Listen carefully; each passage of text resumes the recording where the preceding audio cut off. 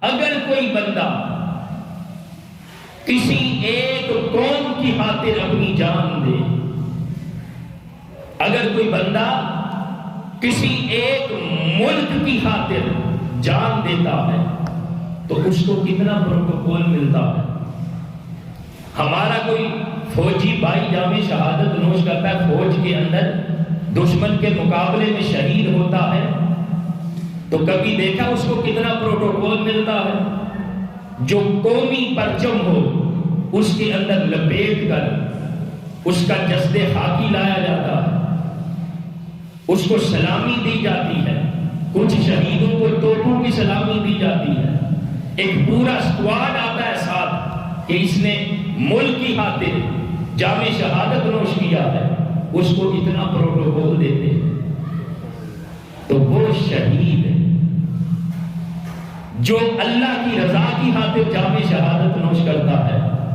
اسے اللہ کی بارگاہ سے کیا ملتا ہے؟ قرآن مجید میں یہی تو فرمایا جو میری خاطر مرتا ہے، جو میری خاطر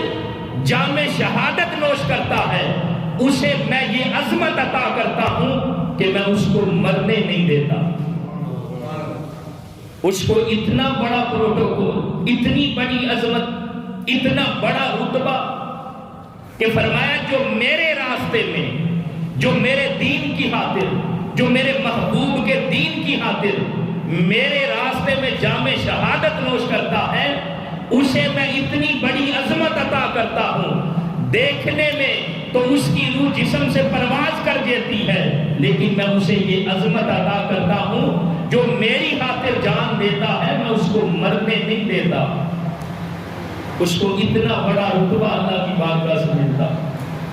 اسی لیے فرمایا وَلَا تَقُولُوا لِمَن يُقْتَلُ فِي سَبِيلِ اللَّهِ أَمْوَاتٌ، جو اللہ کے راستے میں جامِ شہادت نوش کرتے ہیں، فرمایا ان کو مردہ نہ کہو، بل احیاء، وہ زندہ ہیں، وَلَٰكِن لَا تَشْعُرُونَ، لیکن تمہیں شعور نہیں۔ اس چیز کا تو ہمیں شعور نہیں کہ ان کی زندگی کیسی ہے، لیکن رب نے فرمایا وہ جو رب فرما رہا ہے نا، اس کی شان یہ ہے کہ ان اللہ علی کل شیء قدیر، وہ ہر چیز پر قادر ہے۔ وہ شہید کو بے شک اس کا جو تن ہے، اس کا جو سر ہے، اس کے در سے جدا بھی ہو جائے، جو اللہ کے راستے میں جامِ شہادت نوش کرتا ہے، فرمایا اس کو میں یہ عظمت عطا کرتا ہوں کہ میں اس کو مرنے نہیں دیتا۔ جو میری بارگاہ میں جامِ شہادت نوش کرتا ہے وہ زندہ ہے، لیکن تمہیں شعور نہیں۔ اور قرآن مجید میں ایک مقام پر فرمایا، دیکھیں قرآن نے انسان کی عقل کے مطابق بھی کتنی خوبصورت بات کی ہے۔ ہمارے ذہن کے مطابق زندہ وہ ہے نا، چونکہ زندگی کا نظام ہی کھانے پینے کے ذریعے سے چلتا ہے۔ اگر بندہ کوئی کھائے پیے نا تو وہ زندہ نہیں رہ سکتا۔ اب اس طرح کی بات قرآن مجید میں آگے جا کر فرمایا وَلَا تَحْسَبَنَّ الَّذِينَ قُتِلُوا فِي سَبِيلِ اللَّهِ أَمْوَاتًا بَلْ أَحْيَاءٌ عِندَ رَبِّهِمْ يُرْزَقُونَ، فرمایا جو اللہ کے راستے میں جامِ شہادت نوش کرتے ہیں ان کے بارے میں مردہ ہونے کا گمان بھی نہ کرنا،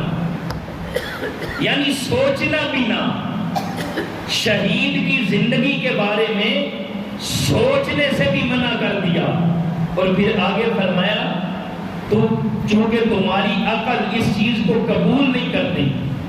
تمہاری عقل مانے گی کہ اگر کوئی کھائے پیے تو زندہ ہے، فرمایا اب سنو بل احیاء عند ربہم یرزقون، جو شہید ہیں وہ زندہ ہیں اور انہیں اللہ کی بارگاہ سے رزق بھی دیا جاتا ہے۔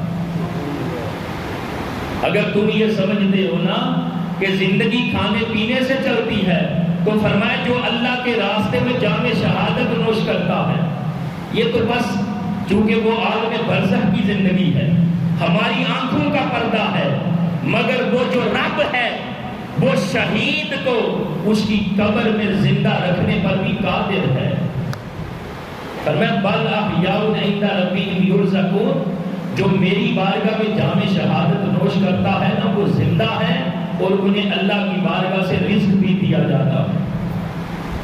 اور پھر اسی آیت میں آگے کیا فرمایا؟ فرمایا فارحین بما آتاہم اللہ من فضلہ،